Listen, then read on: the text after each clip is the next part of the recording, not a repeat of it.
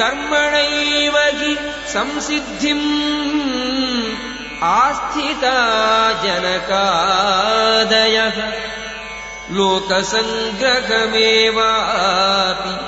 saṃpaśyan kartumarhasi.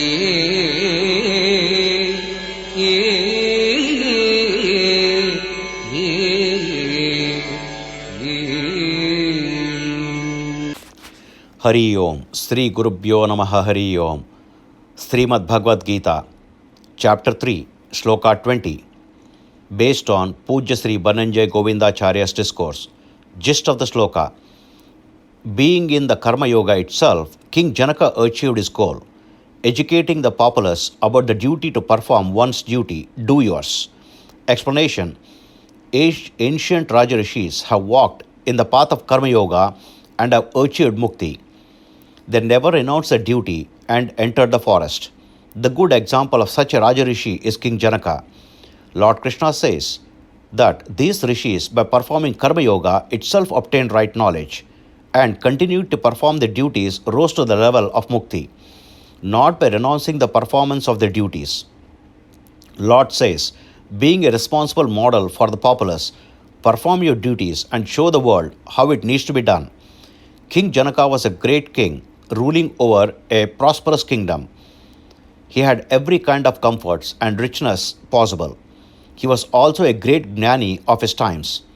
When Sukacharya, son of Lord Vyasa, Vedavyasa Rishi or Krishna Dvaipayana, approached his father to instruct him on detachment, Lord Vyasa asked him to meet King Janaka.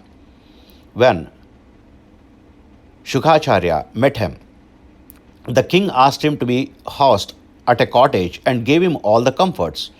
He did not attempt to meet him. This went on for over a week.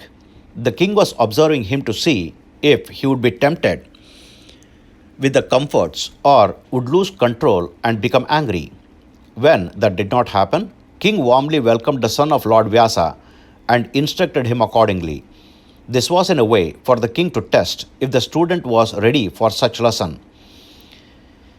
In the second instance, king was in midst of chess game when fire broke out in the city of Mithila, his capital.